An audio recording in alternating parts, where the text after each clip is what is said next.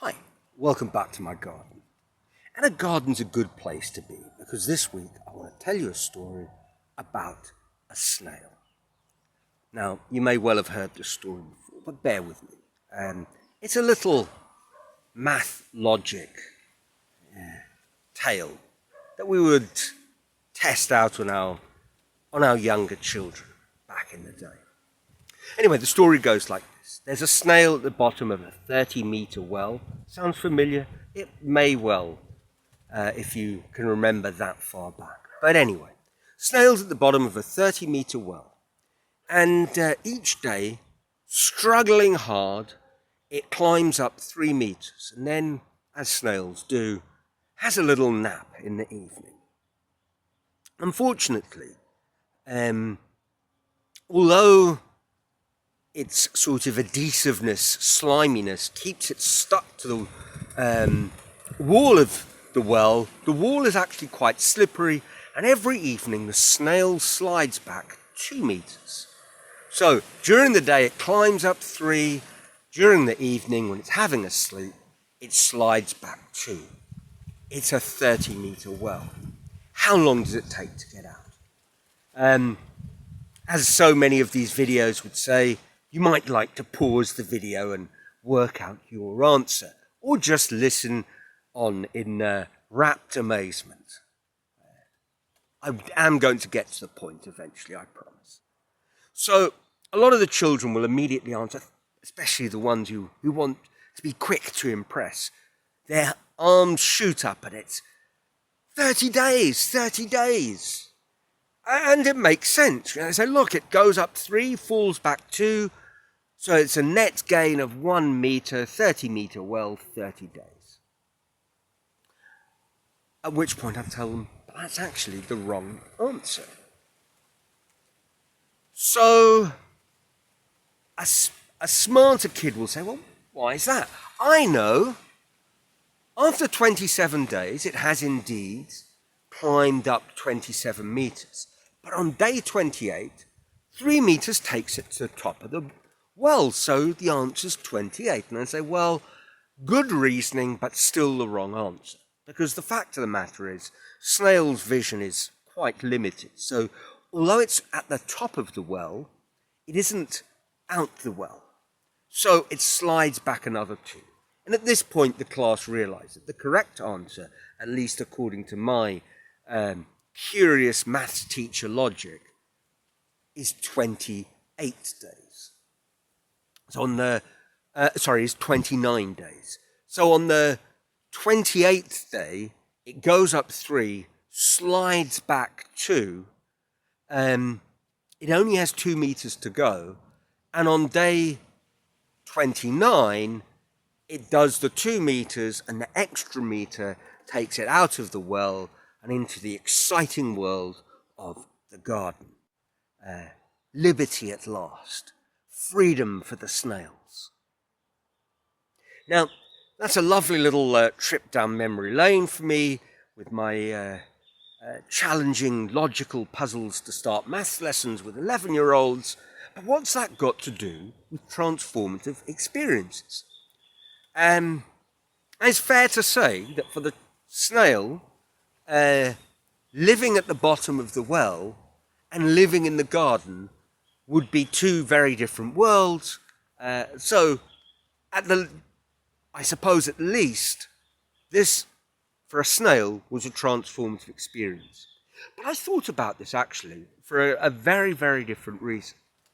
I thought about it because this week I haven't really advanced my cause all that much.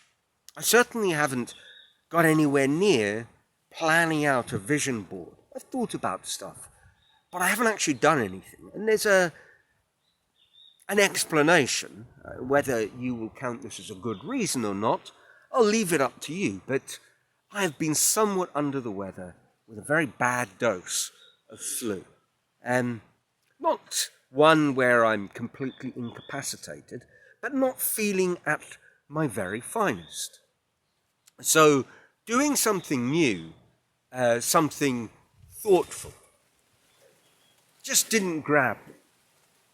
But it if doing something like that, if taking a leap into the unknown and making a sort of life vision collage, which was my plan, seemed like something I wasn't quite up to, requiring an uncertainty level that I wasn't comfortable with.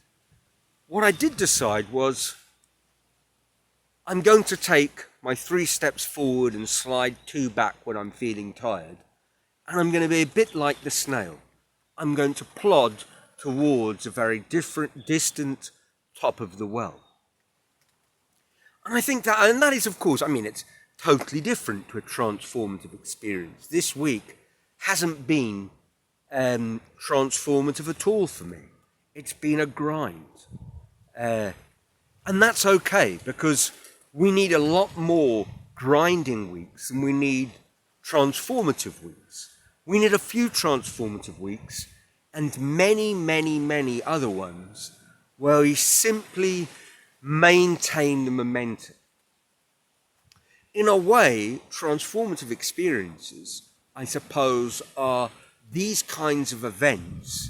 They're ruptures, and they also act in a way as events that eventually will get things happening, a sort of explosion in the engine of our lives, followed by some kind of forward movement, a sort of kickstart. And at that point, when we're actually moving, that is the time when we have to just keep on moving, where we need to put energy into maintaining our momentum, in not slowing down, stopping, and slipping back to the bottom of the well. Because that's what would have happened to our friend the snail. Magic Roundabout fans, was it Brian? I think so. I think Brian was the snail. Brian would have, if he'd taken another day's rest, out of disappointment at that 2-meter loss, would have found himself, after 2 days, a meter further back. 2 days rest, 3 meters further back. And so it would go on. And so at the middle of a snail's journey, if it started to feel a little bit depressed, very, very quickly, it would find himself at Brian, would be at the bottom of the well. And I guess that's the dynamic in our lives, that we need to keep on moving forward as far as possible. Sometimes we need these sort of explosive events that may actually... I was hoping I'd avoid providing evidence of this week's bout of flu, but a hacking cough is indeed that evidence. Yeah, so we need these explosive events, and they might actually blow us out of our field and put us at the bottom of the well, but the bottom of a well in an entirely new place. And it may be quite an effort to get out and finally see the garden. And I guess that's what they are. Or it might, sometimes the transformative experiences may simply put us at the bottom of a well. And after our 29 days of struggle, when we get to the top of the well and into the garden, we might be disappointed to discover that it's no better than the previous garden we were in. In fact, we're a little bit worse off. But we are at least better off in one regard. We have strengthened our well-escaping capabilities, tactics. And I guess I'm forcing the metaphor a little bit more than is necessary, but yeah, we sometimes need to just grind. We are where we are. There's not much we can do about it. It's not the moment for doing something dramatic. It's the moment for just moving forward as best we can.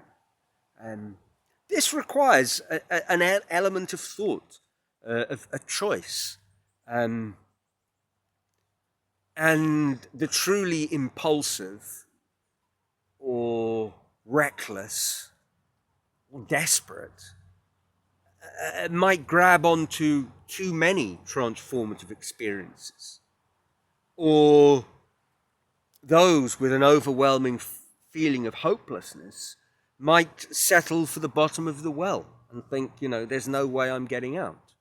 But there we are. That's a thought for each of us to ponder, and make of it what we will. Next week, I think I'll be much, much better. I already am. I followed the classic advice of sweating it out and a bowl of warm chicken soup. The warm chicken soup first, and then